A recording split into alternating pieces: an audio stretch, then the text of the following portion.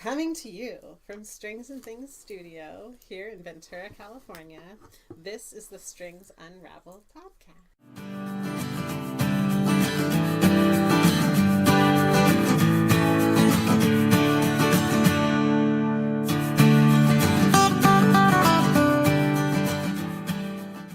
Coming from Katie's office. Yeah, our front room is full of yarn right now because we're doing the great stash swap. And if you missed it, where were you? Yeah, I know. No, you got one more we'll do day. it again Sorry. because we got lots of great feedback. Yeah, I think next year it's just going to be something we do in January every year. Like the white sale, like people buy sheets and stuff like that. Oh, yeah. Except for reels, people brought their really good yarn. I'm knitting with some of it right now. I'm not, but I have it. There's some right above your head on that shelf right now. Wait, how did you get all that done? It's chunky. People have been dropping off things for a couple of weeks. Yeah. I didn't pick it up today. So people brought their yarn and dropped it off, and then we can pick out early. I told you could pre-shop a little bit, Karen. We did very edited pre-shopping. Yeah, but I only took one. The spirit of the great stash exchange swap is that you go through your stash, find out what you don't love anymore. What doesn't spark joy for you thank anymore. You. I totally wanted to Marie and Kondo be that. free, set it free, let it go to someone else's home. And people took us really seriously, and they brought really beautiful yarns. Whole sweater's worth. In a whole sweater. And there is the spread of things. So if you're listening to this and thinking ahead for next year, there's acrylic to delicious, gorgeous silk. There's and merino little bits and bobs and full sweaters worth. Yeah. So just the whole range of things were brought in. We sorted them by weight and put them out for people to come and take away with them. Yes. So this is I think this part is the challenge here is that even if you didn't give, you're invited to come and take. Please take. Yeah, because the people who gave now feel free and fancy because they've been made light of They're all this unfettered stuff. by their old choices, Yes. and now they can make fresh choices. Yes. Yeah. Or for some people, they can enjoy, what did we say? The sweet, what was the word? Something of space, whatever. Oh, the sweet silence? The sweet silence, not silence. Quiet? You Well, said it so nicely yarn doesn't earlier. make noise. Well, know, not peace? good yarn. Did you say peace? You said it It's really very- nicely. We said a lot of great things before we pressed record today. Yeah. Well, Oh, hopefully we'll dang. recapture them. So Yeah. the idea is that you come and take away, and then we're going to donate somewhere everything that's left over. But So really, it all gets to go to a good home with it's people who will love it and appreciate it. it's a free economy kind of Yes. event. And a lot of people came and delivered gorgeous things, and there's, hopefully Sunday people will clear us out. Yeah. And then we'll do it again next year, which is why I wanted to talk about the concept at length there for a moment. So we're in my office because there's no room to record at our table where we normally We should do this all the time. You have It's- comfy couches. Yeah, that's true. That's true. We'd love For a feedback if it couch. sounds different, I guess. It might sound different. It's a smaller room, so we'll see. I hear the tap, tap, tap of the needles. So, let us begin. What are you working on, Anne? I was looking at Karen. Katie got me. I am making my first Carbeth sweater. I have committed to finishing things that I have started. Most particularly sweaters are at the top of the list. I mentioned in the past that I had a 9 sweater long list of sweaters I had yarn for already and wanted to make next. So then I was like, but what about all these unfinished sweaters that don't have sleeves and are real close to being done or somewhere in their progress? So I'm trying my best to complete those things. So I started the new year with... You finished your So Faded sweater, I didn't did, you? yeah. You wore it. I wanted to show up here and say that I had finished 2 things out of my 4 project bags I shared, but I only finished 1. And the next one is up. It's queued up. It's that black and navy sweater I described. Yeah. But just too many things because while I was finishing sweaters, I was like, good job, and pat on the back. I'll start 2 more chunky sweaters. So I also have the rug sweater. Who just look for the name of the pattern? It's the rug. It's rug sweater, RUG, and I can't remember the designer's name. It's Junko something. Look for rug sweater on Ravelry. I was looking on Instagram one morning and I saw all these cool rug sweaters and was like, how did I never notice this sweater? There's like 400 people who've tagged it. And then I saw that I already had it in my Ravelry library. So I pieced together yarn to make it, and I'm delighted by the results. And then I started a Carbeth because I stole some of my yarn for Carbeth to put into the rug sweater. So then I was like, well, I need to know how far I'm going to go and how I'm going to fix my stash stealing to fix this sweater. So now I'm making 2 new sweaters. Well, I have 10 others I have to finish. But that's my goal for the year. I am doing something that I was never comfortable doing, working in a yarn store, which I'm on a yarn diet. Whoa. Yeah. So I'm going to try real hard to not really buy any yarn this year. Now, a diet means like slow and measured and feed yourself in a healthy way. You're not starving yourself? No, I'm not fasting. I'm not having yarn anorexia. I am going to... Yarn anorexia? That sounds horrible. Well, probably not a good turn of phrase anyway. But anyway, I am going to try really hard not to buy any new yarn. So that is my goal for this year, is to finish up started projects, go through my stash as much as possible, and just finish stuff. So that Carbeth sweater comes as a pullover or a cardigan, right? Yes. And you're making the pullover version? I'm making the pullover, and tonight, once I get this, I'm on the top, the neckline. So tonight when I finish it, I'm going to immediately start the sleeves for the cardigan. Nice. Which I bought the cardigan pattern after careful consideration because she has some really cool looking technique for her buttonholes. Because I don't really think I needed to buy the pattern though, because how hard is it to make this a cardigan? But support designers you like. Yeah, support designers you like. And I really looked at all the techniques to see if there's anything different. And I'm very excited about the way she uses the I-cord bind off to make buttonholes as you go. And I think I already bind off my ribbing on sweaters with an I-cord bind off, a la Funky Grandpa, where you go around the corner. It's beautiful. Look it up. So if I could add a cool buttonhole technique to that, I think that's how all of my sweaters will be finished from here on out.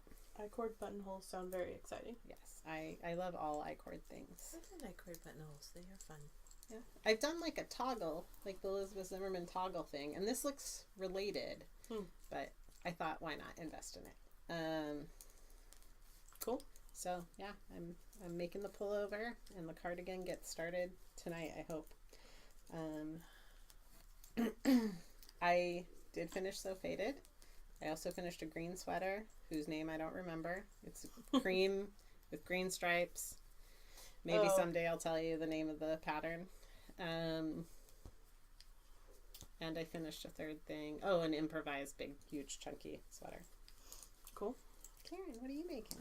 I'm in design mode. What is Although it? well, I'll tell you in a minute, but I had to chuckle when you said, I worked out of my, my mystery project bag. And I'm like, those 2 project bags are still sitting under my desk. Those 2 project bags are directly behind you, Anne, and I haven't touched them since we recorded. Well, I think about them every time I'm sitting at my desk using a sewing machine and my feet kick the bags because they're in my way. Well, I put them there because I'm not going to do anything with it. That's just become stash for some future something else. Katie looked at my project while I was describing it and just like really heartfully said, I want to see you finish that or something like that. Probably. I was like, I think it was You're So Faded because I love your colors so much, and Yeah. it made me sad to see it not finished. I wore it last week and I was didn't really see happy it. with it. I'll wear it again. I'm very happy with it. So, yeah, well, I'm in Karen. I'm in design mode right now. I went from being I don't know if I like brioche to I really like half brioche to I love brioche. So hopefully by the time this comes out, I will have sent in my submission to Knitseam. They have a issue called Accents that's going to be coming up, and I'm working out of my Japanese knitting stitch Bible, which does not have brioche in it, and I'm just adjusting a rib pattern and making it brioche, and it's like ribbing with twists and cables, but I'm not doing faux cables. Like I guess sometimes when you do brioche you you have that look of a cable, but it's just With increases and decreases and decreases. This one, my stitch count is not changing, but I'm actually using a cable needle, and on the pearl rows, with my main color, I'm doing my cable and kind of, anyway, it's pretty fun. It's not exactly reversible, though the backside has a really interesting look to it. And my swatch is like huge. It's like 20 inches wide, because I'm making this really ginormous, chunky blanket. And so for my swatch is not blanket size, maybe baby blanket size, at least width-wise, on 15s. So I grabbed some yarn, because at first I did go stash shopping, but they didn't have anything in the colors I wanted or in the size. And so one more chink in my I will not buy cheap yarn. You know, I won't go to a non-yarn shop and get yarn. Sure, I went to Joann's at 10 minutes before closing. They love that. I was quick. I had fabric. I knew what I wanted, because I made pockets appear in a hoodie that was not intended for pockets. I'm proud of myself on how I made that. That's for another topic. And I will say, I saw the red heart and I kept on walking. I will not do. But this is an acrylic alpaca blend. And it's like 30% alpaca. I'm kind of impressed with the amount. It's just a pink and gray. Not really the colors of the call out for submission, but close enough. They do call for a hot pink, but they didn't have one. And they call for a neutral, like an oatmeal. So the best I could do is gray. But so that color combo is very popular these days. It's very soft and romantic, and it could be for a baby, or it could just be for your giant throw for your... And you know that when you do a submission that... They're going to change the colors anyway. Yeah, I mean... They're going to change the colors. They're going to change the yarn. I have to come up with yarn that I think they might have, but they have, I don't know if you know, but magazines, they have deals with where they can get yarn better with some companies, and so they promote some yarn companies, because it also has to be that the masses of people doing that craft have to be able to have availability. This is why you don't see too many indie dyers in magazines, and because the amount of mass quantity of yarn that they have to come up with, because once a magazine, you know what it is, you see something in a magazine and you want it in that color, and so you go to them and they have an Etsy shop, and you're like, 3 things of yarn, how are you not prepared? So so that's what I'm doing. I'm designing. And I've got my notebooks. Not that I'm going to do it. And I even have my book closed, because I've become familiar enough with this pattern just since last night when I made it up. Cool. Yeah. I am working on a sweater with yarn that I snagged out of the donations from the stash swap. I also put something in, so I felt like it was okay, because this was like a really good find in the stash swap. What is that yarn? Because it's pretty. You can just take, even if you didn't I felt bad. No. So I'm knitting a sweater called Caramel Latte. The color fits it. It's hold on, I'm trying to get this picture to enlarge. Anyway, it was designed for this yarn that I found specifically, and it's Madeline Tosh Chunky. And it's this colorway, I think it's called Parchment, and it's like beige and tan and gray and neutral colors, which is not something I'm normally drawn to, but I couldn't pass it up when I saw it. So. It's so pretty. And then somebody said, after you, because you had already said you weren't sure about that being a color you'd choose, somebody saw you working on it today. Oh, and yeah. Like, those are your colors. And I was like, okay.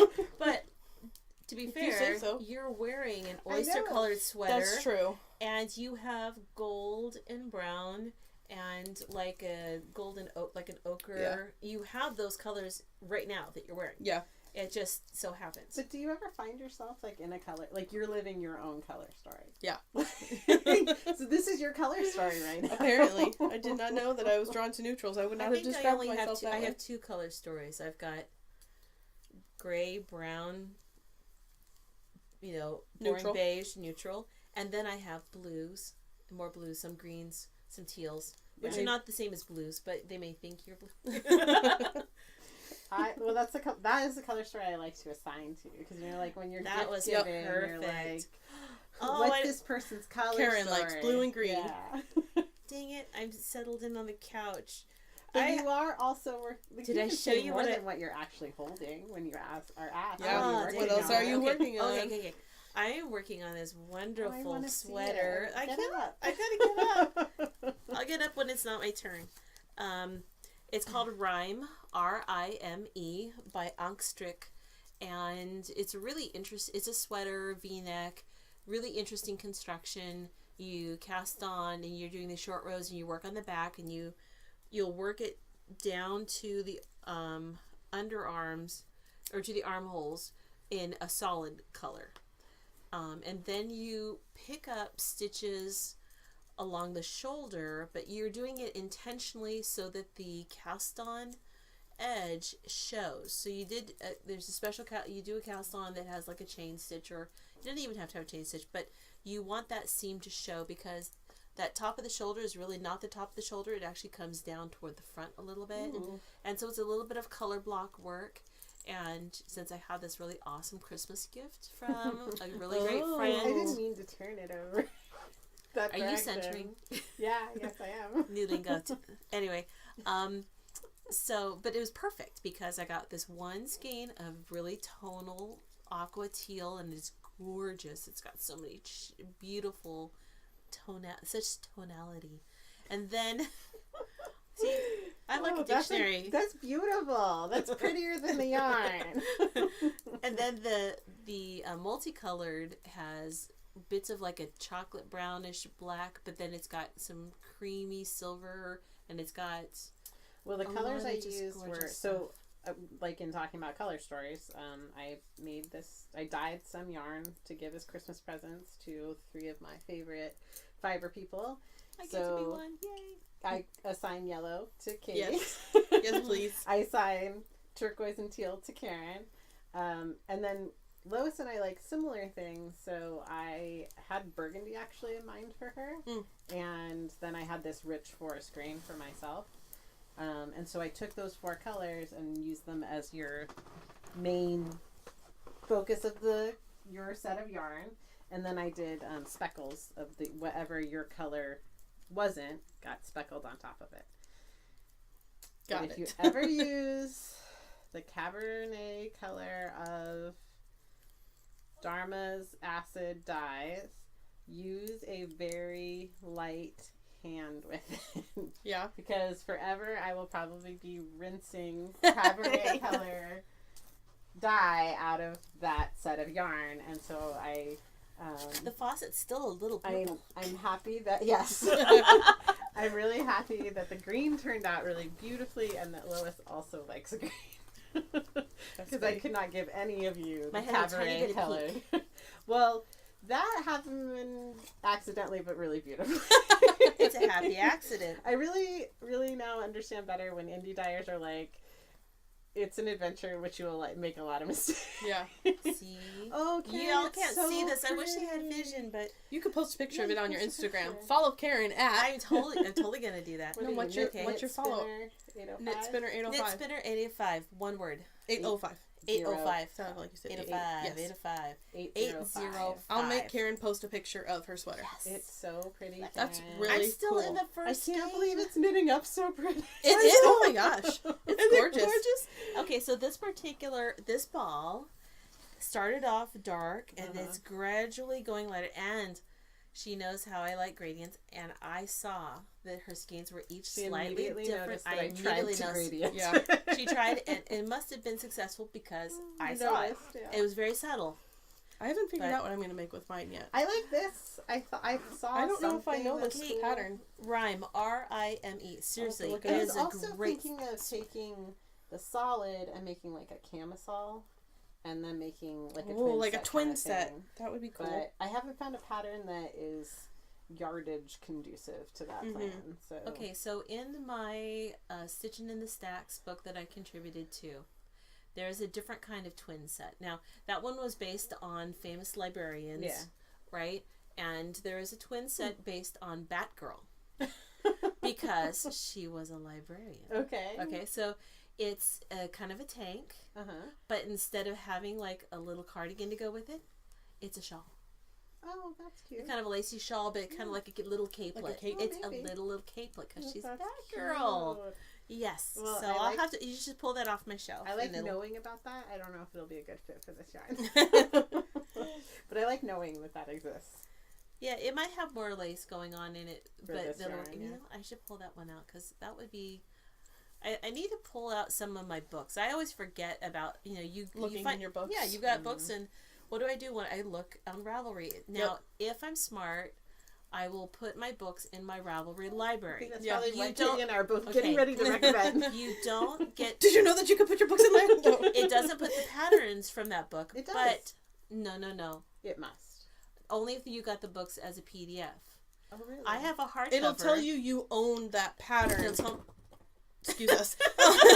It'll tell you that you own that pattern, but if it's in a book, you have to go find your actual book. But you don't get access to the digital version of it. Yeah. But like if I'm searching my library, if I search my that library, pattern will come up. It will remind me, oh yeah, you have this twin set in this book that you have. Yeah. So get off your butt and go get the shelf. Oh, and it specifically says that. Well, it does to me because it knows that I'll be like, oh, it's in a book. I don't want to go over there. I think what else is on Ravelry that I can instant gratification get now? There's a good. I would do the same. There's a good Radio Lab that was played this week. You never know when they were actually like put out, but it's about one of the stories they tell is about Facebook refining the language to ask you how to get someone to take down a picture of you that you don't like or that you have reported. You're not gonna say, oh, I would be rude about it. I'd be like, well, it was very interesting. In your face. I mean, I don't need to do their story here, but I guess they like started with a blank text box. No one used it. Yeah. And then they started playing with language and like, would you please or would you be willing to, like things like that had different response rates that were statistically significant. And they spend a lot of time, but it's also tied to like Facebook doing emotional experiments on it. Yeah. But it was an interesting story to listen to. It was it's true. I don't want to make myself a guinea pig for. So it's fascinating Facebook. that Ravelry has this custom message to you when you search for pattern. Get off your butt, Karen, and go look for your book. Okay. The autistic side of me is looking at you like, I was joking, right? I do. Because I really don't know if you know if I was joking, because half the time I don't know when others are joking. Yeah, Okay. I'm joking with you. Although that seems like the sort of thing that Ravelry would have, like the option to turn on like the snarky option where Ravelry was like a little bit rude to you. It feels like the sort of thing that Ravelry could implement. Like the sassy 50s waitress. Yeah. I'd like that. Yeah. Casey, are you Okay, listening? so he's not listening. I know. A couple years ago, there was, how some people use different apps with reminder systems as motivators to get tasks done.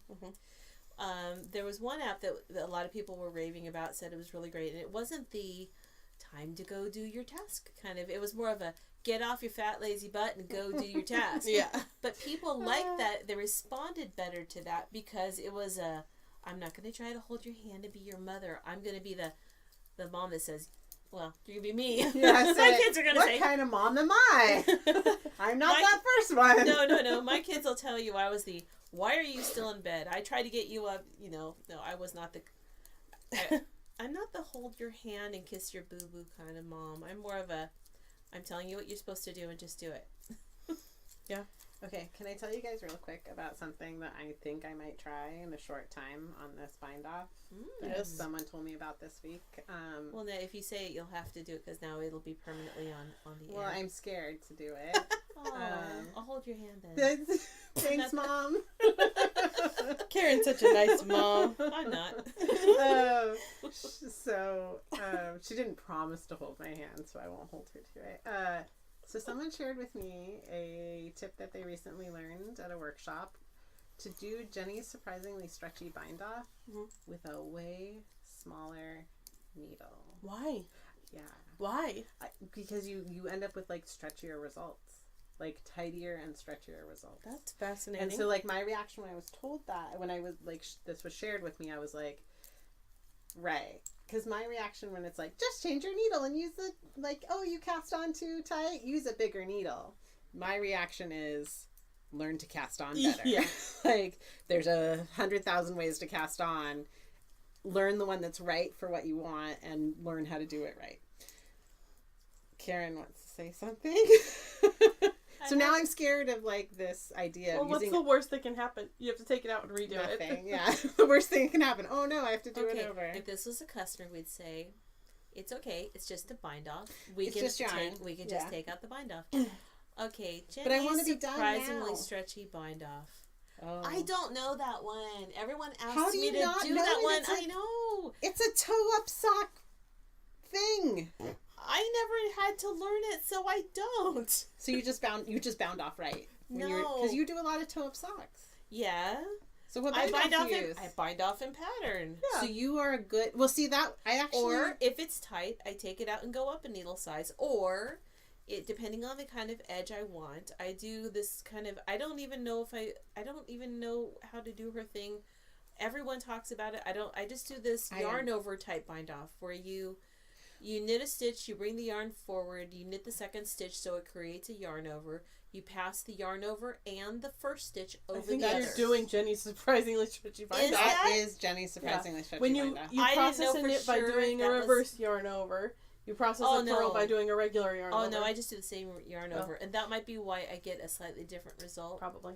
So that is it. I was too lazy to look it up myself.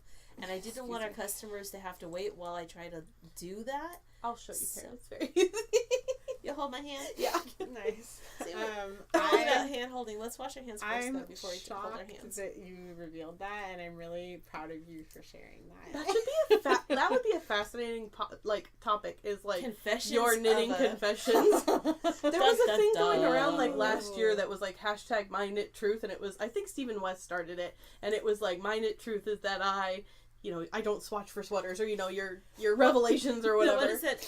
Ever I never, or never have I ever. Never have I ever. Yeah. With knitting. I'm gonna write that down so we don't forget that's a podcast. Very good. Never have I ever. Knitting confessions. And never have I ever. There is a list going around of like 20 something things, and it is like a I have never done this list, and there were only 2 on there that I hadn't done. I don't remember what they are right now. I have another question. I want to find it.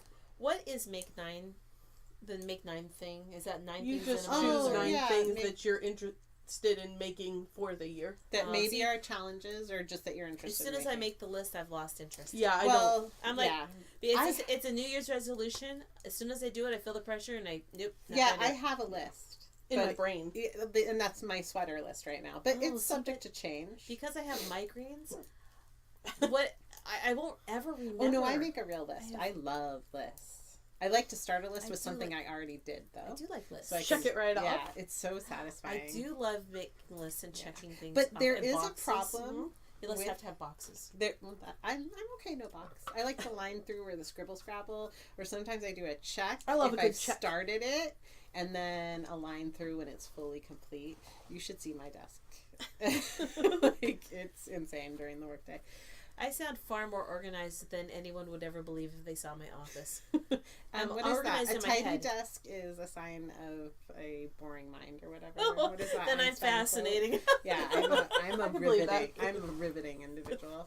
You're all sitting in my office, right? This seems fine. You've seen it worse, though. Yes. We're all really fascinating I always people. feel. I will tell. Okay, never have I ever. No, true confessions. I always feel a little better when I'm like, oh, Katie's not as perfect. She makes a mess. Oh my God. She makes it. It's like when Katie's late on something, but she's never, ever, ever late. When there's a deadline, I want to be Katie, but then I'm like, I can't be Katie. I just have Karen. to be me. Yeah. Karen's late. That's who Karen There is. are many wonderful things about Karen that I would like to implement in Katie, just like that's why we work well together. Yeah. We do. We balance Everybody each other. has their own strengths. Yeah. Mine is not in keeping things tidy, but that's fine because I can close my door. Okay. We're not, wait, here's the subject wait, we're not wait. going to do, the things we could all be better at. Yeah. No. Okay. But there's levels of tidy and there's levels of untidy. And your level of untidy is so much tidier than mine. You don't live in my house. Yeah. That's true. We were having That's an true. earlier conversation That of, is true. do you think your mom is beautiful? This feels like this. Like, you don't want to know what the other person's thinking. Because maybe they really do think like you think. Oh my gosh, wouldn't that be awful? It's better. I'd rather go on through life blissfully thinking that people think better of me than I think of myself, than to feel like they might think of me the way I see me. So, and that's all we're saying about that. Yeah, I imagine that we each hold a higher opinion of each other than we hold of probably. ourselves. Oh, yes, yeah. I hold you both in very high esteem. Because honestly, if we thought better, if it was the opposite, and we felt, oh my God, we wouldn't be friends. We wouldn't be sitting here right now. First of all. And, oh no. Oh, I'd be really hard to be around. Oh goodness. Oh, blessed humility. Yeah, right, exactly. We get into each other's way. We're so humble. Kidding, just kidding. Okay. I have another thing that I'm working on that I want to talk about, which is my segue. I have a segue into our next conversation. Ooh. A segue. Yeah. Like, did you write it from the parking lot? Yes, Karen. I'm literal. If you haven't, I rode my Segway all the way from Fillmore this morning. Gosh, that sounds me. chilly. I'm literal. Okay, this is a totally different story. It But took her 5 I hours. used to have okay, let me tell you the story. I used to have this small scooter which went max 20 miles an hour, and I rode it around Fillmore, which 20 miles an hour is perfect for Fillmore. Yes. People go in golf carts in Fillmore. Okay, which is a different story. I owned this scooter. Scooter. Then I needed a real car to get to work, so I sold my scooter on Craigslist. This man from Los Angeles came with his friend and picked up the scooter, got on it, and rode away. And I still don't know if he ever made it home. I mean, they didn't go in a car. He literally rode it down the street. If I remember correctly, he and his friend showed up in a car, not something that you could put the scooter into. Okay. You can't go on any freeway on this thing. It's only rated to go on okay. It max goes maybe 30 miles an hour. You realize that if you Google scooter, you're going to get a gazillion different images of different kinds. This was a Honda Metropolitan, which like is a very Vespa small. Kind of Yes, scooter. Okay, because there's the mobility scooter. No, there's the motorized foot pedal scooter. He just got on it and left. Well, you could take. He's probably still trying to get home. Well, what is the surface? His friend followed him. I'm sure street. I don't know that The direction. 126. I don't think there is one going that direction. Because you can get on the old road after you've done. After you've been on the 126, then you can take the old road almost all the way into the valley. No, there is a way to. Okay, there is a way. There is you some take the road old road and then there is a side. Yeah. There is a side road like Guyberson or something that goes all the way to Magic Mountain. Really? Well, maybe that's the only reason I know that is because before we lived out here, when I had only one adorable toddler, and the road between LA and Fillmore had not been fixed, so it was still called Death Alley because it was a one-way road. It was one lane each way, really tight curves, and because it was the no man's land between counties, if you had an accident, the two counties would be arguing over who had to send the ambulance, and a lot of people died while they were arguing. Oh, geez. So it was, part of the reason the 126 is fixed, fun fact, is because people like the law firm I worked for had a participated in a state class action to get the road changed. Wow. It is safer for everyone. That's awesome. There you go. Okay, but before it was fixed, and back when we used to get rain a little more regularly and the road would wash out, everybody going toward Ventura, which my husband worked at a radio station out here from Valencia, had to be in the other side road, which was even smaller than the one lane, going all the way into, I think it hit Guyberson in Fillmore, and then it rerouted after that. But yeah. So maybe there is a way. Yeah, because from Santa Clarita you can take the old road and then you can get into the valley at Olive and then go wherever. long.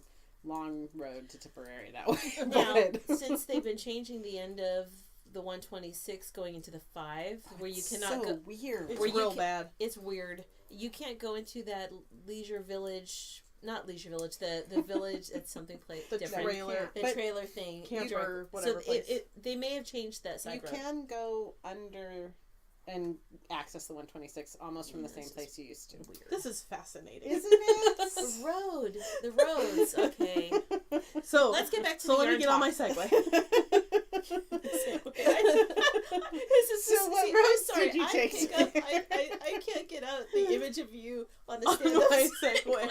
I could take South Mountain to the 7th Street Bridge, and then I could get on telephone and take telephone all the way into Ventura. That's how I would get here on my segue. Who needs GPS? We're local.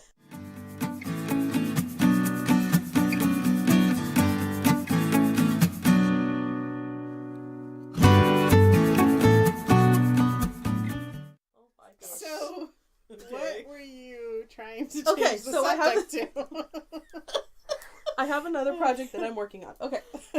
So I'm working on this pullover, and I'm also working on a pair of socks. I've been watching those. They're I have those in my bag. Yes. So these are... Name the designer, because she is a wonderful designer. I'm so glad to newly know her. Her Instagram handle is Dawn... Hold on, I don't want to get it wrong. Let me look it up. Yeah, I think it's Dawn Landix. And her pattern is called the Kea Socks, which I have it right here, so I can tell you what her actual name is. Dawn Henderson. Kea Socks, Kia like the car. I asked her how to pronounce it because I wasn't sure. And they are a simple pair of socks with a little knit pearl pattern. And she's doing a knit along right now on her on Instagram. It'll probably still be going, so... She said it's basically indefinite, so knit the socks. You pick up the socks, you're in the knit along. I have finished one, and I cast on the second one. Karen is also working on them. I think I got a theme going on here with pink and gray. Oh, yeah, it matches your Sometimes project. you're in a color story. It is. This is Space Cadet, yeah. So the pattern is a knit and purl pattern, and the way that the purl stitches line up is they sort of look like equal signs. And her notes in the pattern say, this pattern was directly inspired by conversations within the online knitting community involving race, diversity, inclusion, and representation amongst knitters. It serves as a gentle reminder that we all deserve to be heard, to be seen, to feel safe, and to be treated well in this space. Peace and happy knitting. So it's a free pattern. You can go and download it. I've also... you can download the pattern for free on Ravelry, Kea Socks. But there was this whole conversation sparked in the knitting community, primarily on Instagram. I've also seen it on Ravelry. I think on the main homepage of Ravelry, Casey posted something about it. So if you were interested, you could go and look into it. There's a dialogue going on, a whole thread, yeah. Basically, there was... I'm not going to talk so much about how it all blew up and how it got started, but... Because there's been a million inciting incidents, Probably. So there's been a recent discussion about inclusion and diversity in the knitting community. Basically, there are people of color, Black, Indigenous people of color, saying that they felt somewhat discriminated against in the knitting community. And so our topic for today is we're going to talk about this a little bit. And it's maybe a little uncomfortable to talk about, and it's maybe also a little uncomfortable to listen and learn about, but I think it's important. It's very important. That if you are uncomfortable, maybe sit with your discomfort and think about why you're uncomfortable. So people have been, I wrote something down. I'm just going to read what I wrote down. Please do. So I can stay on topic. Well. So this happened about 2 weeks ago. This all got started, and that's when I went and I wrote down. I wanted to talk for a moment about the issues of diversity and inclusion that have been brought to light. So if you haven't seen anything, there's been a lot of talk about racism and white privilege specifically in the knitting community. If you are like me, you may not have realized that this was a problem at all. And the reason why I didn't know it was a problem is because I was privileged enough to not have it affected me, to not have it have been affected by it.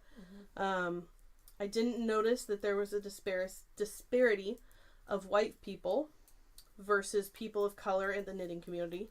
And you could be thinking, you know, I'm not racist, so it doesn't apply to me. I'm not one of the bad people. I'm a nice person.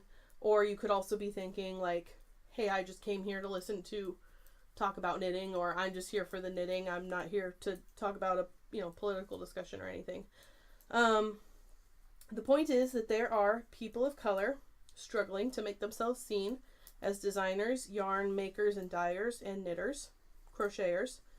They're trying to get the recognition and attention that they deserve. They may be trying to support their families. They may have Etsy shops that they maintain just for fun. They may be trying to break into the design world and get published in magazines, or make it into like the top popular patterns on Ravelry. So we can stop and think for a moment, and I want you to stop and think for a moment, about the number of knitting designers or your favorite knitting designers that you can name off the top of your head. And most likely, how many of those people are people of color? Most likely, they're probably a lot of white people. Yeah. The disparity is so great that you can't ignore that it exists at all. You can go on the main page of Ravelry and you can look at like the top most popular patterns, and they were either probably designed by a white person or modeled by a white person in the picture. So we like to talk about the knitting community. That's a term that we like to use. We all love to be part of the knitting community. We love the knitting community because it's so positive and welcoming. But not for everyone. It's members, so that's what this is. It's members of our community, helping to bring to light issues in the community so that we can make it a better place for everybody in it. If you want to be part of the knitting community, you have to be a responsible community member. Recognize when you aren't being a good neighbor, or what you can do to become a better neighbor. Listen to others. Hold your friends accountable for their wrongdoings. Work together, grow together, and make each other better. The people who have done the work to bring this issue to attention are doing just that, being responsible community members. They have taken their time and put in lots of emotional labor to inform the community of a problem that they're facing. And we should respect, appreciate, and thank them for trying to make us all better. So, take an active role in trying to make this problem go away. Do your part. You can change your feed on Instagram. You can follow more people that don't look like you, because chances are you're going to find some amazing people that are super inspiring that you might not already know of. You can buy publications in magazines and books that are more inclusive, that maybe feature more designers and models who are people of color. You can buy yarn on Etsy or wherever you buy yarn. Etsy shops that are run by people of color. And for me, this whole conversation is about love. We love to knit. We love knitters. We love crocheters. We love the people in our community. We love yarn. So we can try and be better about spreading and sharing the love. And we can share the love by showing the people who are not feeling it a little bit more. I heard somebody say, I wish I could remember who it was, that they're not here, you know, we're not here to ruin the party. You know, we're here to talk about knitting. You maybe just came because you wanted to talk about knitting. We're not here to ruin the party. We're here to make it a better party where more people can participate and more people can have fun. So that is what I wrote down. We're going to talk a little bit about some of our experiences and maybe what we are doing to better ourselves and to help the community a little bit. Anybody have something they want to share? Well, I mean, I came to this evening with the knowledge that I have a lot of work to do. So I think all three of us are at different places with, is it Layla Saeed? Yeah, Layla Saeed, S-A-A-D. Yeah. She has graciously put out in the world me and white. Is it me and my white supremacy? Me and white supremacy. Me and white supremacy workbook. And it's free. It's free. It's a real work of labor of love, right? Yeah. I mean, and it's not something you're just going to flip through, check a few boxes, and be done with. It's stuff to work on. It's checking. So continue what you were going to say. It's a many week process to work through it to get the ball rolling. Because I think if we're all going to like acknowledge or work towards acknowledging what's real and what's really going on beyond our awareness and point of view, then this is going to be a lifelong journey. Yeah. She said, I've started the workbook, and she says it's a 28-day, basically. You don't have to do it in 28 days, but it's 28 parts challenge that you can do in a month, or you can spread it out, take the time you need to do it. And she suggests that you revisit it maybe once a year, because you're going to go through it once and you're going to learn things, and then you're going to go out into the world and experience. Having read this, you'll change your point of view a little bit, but then, we always fall back into old habits. Yeah. So reminding ourselves and keeping ourselves accountable is important. Mm-hmm. So, it's a way for you to learn about your relationship with white supremacy, which is kind of like a scary word, white supremacist, white supremacy, it would be more comfortable to talk about white privilege than it would be to talk about white supremacy. But she says in the workbook that that's basically what it all boils down to, is trying to reduce the amount of white supremacy in the world. So it's a way for you as a white person or a white passing person specifically to look at the way that you interact with people of color, the way that you interact with how you view your privilege, right? Yep. So it's a personal journey that we've all just started on. Yep. I should say all the three of us have committed to starting it. It is a lot of work, and it's hard. Yeah, I mean, I feel like I feel a lot of willingness to acknowledge and change my point of view, but a lot of discomfort at what it's going to bring up and what it's going to point out. But I'm willing to change and willing to learn.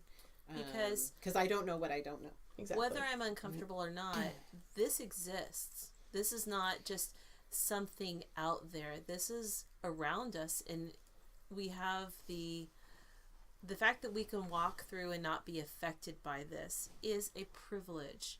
That it's an unconscious privilege, and we could walk around unaware, or we can look around and realize that the knitting community is not always welcome for everybody. People don't always feel comfortable. It's not all one big happy let's knit together. There are some that are not treated with the same courtesy. My first reaction when some of this came out was defensive, and then I questioned myself, why am I? This is part of the sitting with the discomfort, is I asked myself, why am I being defensive? Mm-hmm. They're not saying anything bad about me. They're not acute. One of the books I was reading said when you're oftentimes as a light colored person, you feel like someone's accusing you, wrongfully, unfairly accusing you of something. Honestly, we're not, but they're asking us to be aware that they're pointing out, and it is a very huge, like Katie said, emotional labor that they shouldn't have had to do to say, look, this is happening around you. And I want to be aware, like Katie says, I want our place to be a welcoming place for everybody. And if there's something that I'm blissfully walking through and not paying attention to, now that I'm aware that this is out there and this could be here around me, I don't want to be a contributor to the system that that makes people uncomfortable. Yeah, because I think your automatic reaction is to think, I'm not a bad person. Of course I'm welcoming to all people. Another thing that I see people saying a lot of is that they don't notice color at all. Like, I don't see, people for their race, but that's a problem, because that means that you're discrediting all of the discomfort that they have gone through as a person of color. You can say, I don't see you as a black person, which is ultimately degrading to that person, because they have had to live as a black person or an indigenous person or a person of color, whatever. You're disregarding their whole experience as a person. They shouldn't have to prove their identity. Exactly. They shouldn't have to prove that they're uncomfortable. But there's stories that you can look up on Instagram and probably on Ravelry too, of people sharing their experiences and saying, this is a specific thing that happened to me in the knitting community. I went to a knitting group and I didn't feel comfortable. I went to a yarn store and I didn't feel comfortable. Somebody said something like this to me. So you can go and look for specific examples, but the fact that people are sharing those stories is something that they shouldn't have to do. They shouldn't have to. I appreciate that they did. And it made me think back, because we all worked at a local yarn store, and it made me think about my experiences and what I might have done to contribute to that, because I struggle to communicate with anybody. I've realized that I'm on the spectrum, and so on the autistic spectrum, so conversations outside of this yarn store can be uncomfortable, and when people I don't know come in, it makes me uncomfortable. But nevertheless, it's just a courtesy to greet people and to make them feel welcome. I still, as a representative of the business, it was for me to make people welcome in that place. And it did make me think about times where I think there's many times where I think I didn't greet someone because I felt their presence made me feel uncomfortable, and that was not their problem, that was my problem. Because I did not know what to do or how to read the situation, I let my discomfort probably affect them, and for that I'm very sorry. If anyone ever came into our yarn store and I was there and I made you feel uncomfortable, I am very sorry for that, because that was wrong of me. And anyway, it's not about me though, it's about moving forward. And it's for me, I started off thinking like, you feel defensive or whatever. And I thought like, I've never noticed that this was a problem. Like, I didn't know that this was a thing that people were worrying about, and since when has this been going on? Which automatically made me realize the amount of privilege that I have, that I didn't have to notice that this was happening. I didn't experience it myself, so I didn't know that it was a problem or that people felt this way. And that's where it hit me, is that like, I didn't know that there were people out there who didn't feel welcome in our happy little knitting world. And that's what sparked me wanting to learn more about this. So I think what we can do as a community is to try and recognize when we are wielding our privilege. And one way to do that is I 1,000,000% encourage you to download this free workbook and to work through it. It is a commitment. It's a lot of work, and it's hard, and it's going to be hard to do, but it's ultimately going to be worth it, because it's going to help change your perspective and be more welcoming to everybody. And it's not specifically about knitting. This workbook is just for white people in general to learn about their privilege. And so we can go ahead. So that's one way to start. You can look at the people that you're financially supporting with your knitting money, the people that you spend money with on Etsy if you buy yarn, the people that you buy patterns from. I think it's a balance, because I've heard some people of color express, don't follow me and don't follow my yarn and don't buy my patterns if you don't, actually care about what I'm creating. Don't spend your yarn money on me because you feel bad about me. Don't let it be a token. Yeah, this isn't look at my pretty yarn I bought from a black person. This is open your eyes to finding more amazing designers and yarn dyers that you might not have seen before, because they've been struggling to get their voices heard. Well, we've been passively consuming what's shown to us, and that's why we're not seeing the greater breadth of what's available to us. Some people will say, I buy yarn, I don't even know what the designer looks like. How would I know what the designer looks like? You can't just base it by their name. But in this wonderful world, especially even Instagram, you can look people up. You can look at their feeds. That's interesting, because somebody, because I just don't remember who it was. Because I just like the yarn, right? Somebody said that they were careful to shield their race when presenting. That's another thing I wanted to talk about, is that a lot of people who are people of color were being more private about themselves, their personal lives on specifically their Instagram.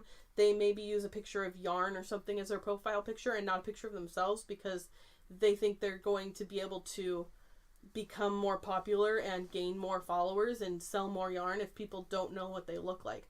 Which breaks my heart to think that people have to hide who they are, because that's going to affect... Like, I have no problem posting a picture of my face as my profile picture. I love that. And then there's also... I mean, this is a different conversation, but, like, I've also heard this reflected in, like, for women on the internet, and in certain circles of the internet, you maybe choose, like, a more gender-neutral name or profile picture or something because you're afraid to show who you really are because of the judgment that you're going to receive from it. I've seen that in some other, other so the fact that there are people...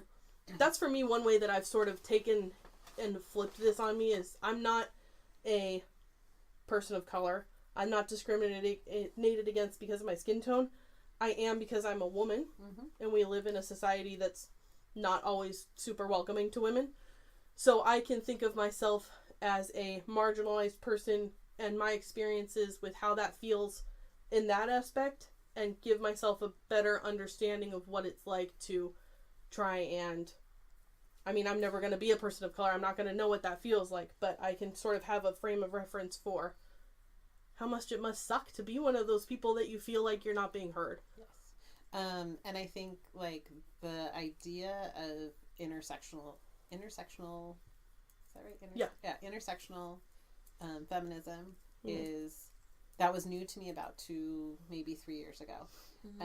And it's that we are not all having the same experience as women, and you have to remember that every woman's experience has these other things that weigh into them, and you have to see the intersection of where all of these different factors come together for their personal experience. And so this might be my first true, like, this work I'm willing to do is maybe going to be my first true understanding of what it means to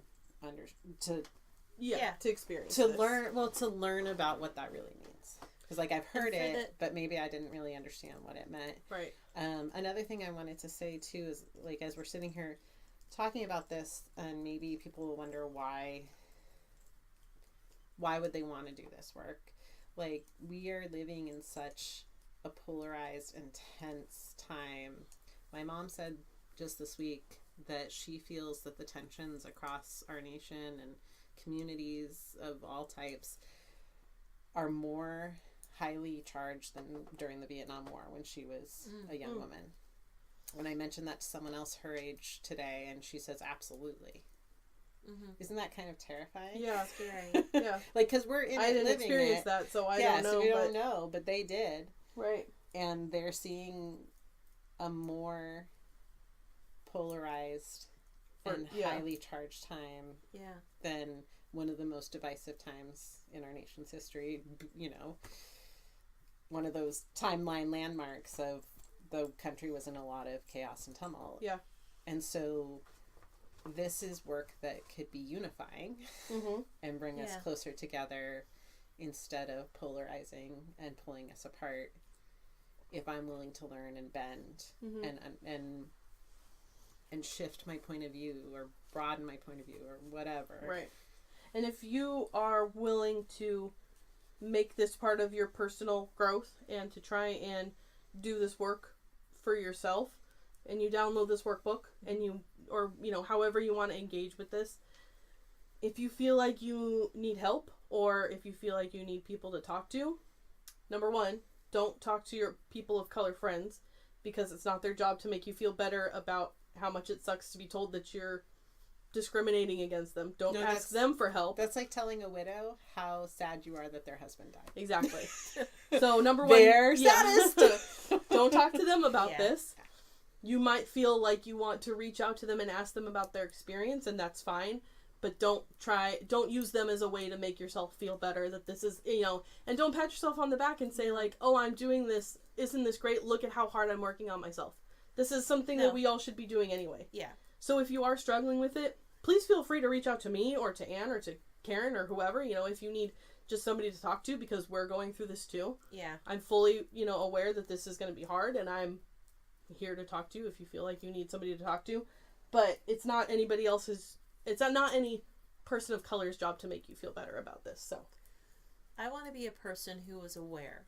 I don't want to walk around enjoying the privilege of not having to think about these things, because I know that there are people that are out there that they don't have that choice. And so part of my motivation in doing this is I want to be a better person with wide open eyes, who sees the bigger view of the world than my small niche here in Ventura, California. It's a small little corner of small tiny corner of the world that is not known. Ventura County is not known for diversity, you know, but we also live in a global world where I can have a conversation with someone in Florida or in another country, you know, through the expansion of the internet. The world is not so small, and it's far more diverse, and I don't want to keep walking around. I feel like if I walk around just going back to being happily oblivious about the world around me, then I'm also kind of useless. Yeah. I'm now that's me choosing to be part of the problem, and I want to be part of the solution. There are people that are hurting, and I don't want my silence to be contributing to it. I was going to say something else and I forgot what it was because I lost my train of thought. Oh, I was thinking some people might struggle with the word privileged. It feels, when you hear that, like someone is accusing you of something that you feel like you had no choice in. Or sometimes our circumstances are what they are, and we feel sometimes like we're being made to feel guilty for, like, privilege is a bad word. It's not that. It's just that with privilege comes power. And I grew up super, super poor, and I felt that, well, privilege, those are people, that's an economic word. But it's not an economic word. It's a power word. It's I don't even know if that's there's lots of different forms of privilege you can have. There's 4 different, yeah. And I thought that's a different story. I thought being poor meant that I wasn't privileged, and that that meant that I could not prejudge people. That exempted me from prejudging people. I don't want to say prejudice, because I like the term prejudge, because we all make a quick judgment, not a full judgment, but when you see someone, well, that's our animal brains. The animal brain takes over and makes a flight or flight judgment. Instead of frontal lobe thinking. But you were talking before that there's being poor that doesn't. I forget what it was. Oh, we're talking about. So in the Me and White Supremacy workbook, she talks of, let me see if I can find that quote so I can read it more specifically. It's a really, really good quote. Katie's looking. Yeah. I think I like what you just said, that privilege equals power, and then of course with great power comes great responsibility. I mean, I don't want to be flippant about it, but no, it's really true. It is true. If you are fortunate to have that privilege, you also have the responsibility to use that for the betterment of everyone around you. I know it's like, I come from a church background, and one pastor taught that if you are blessed with a lot, that is not for your benefit. You are blessed so that you can help bless others, not in a savior way, but to come alongside and see where the need is and help with the need. So that privilege is not for your benefit. It's for you to, I guess, help equalize things around you. I don't know if that's really even the right phrase yet. There's so much I feel like this baby, there's so much I didn't know, and I'm only at the very, very beginning of knowing. And it's going to take a while, because part of me is going to have to struggle, and I'm going to feel uncomfortable. Well, you're never ever going to fully understand somebody else's situation. And it's okay to feel like afraid to talk about it because you're afraid to say something wrong. That's one thing I've seen is people that aren't. Well, there's people that aren't speaking up about it because they initially. I remember when this first happened, like 2 weeks ago.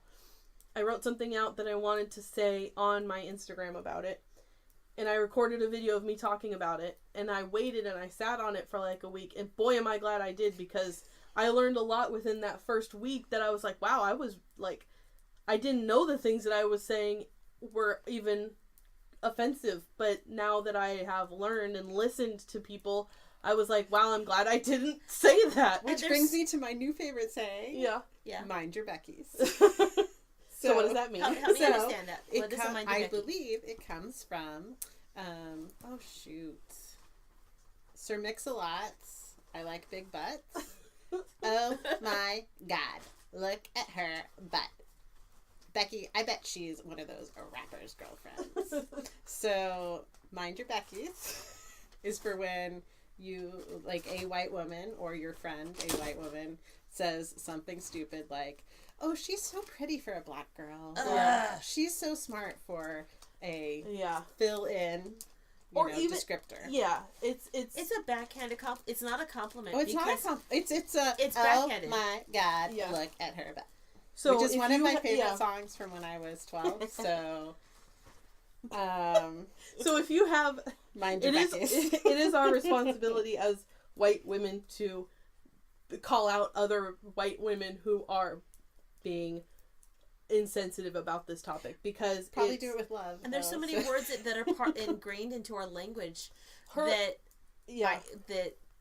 you don't know is inappropriate. Yeah. So if you've learned something recently that you found to be helpful, or that you have learned about yourself, or that you didn't know was a problem, and you have a friend that's speaking about something that you have learned recently is offensive, then you have the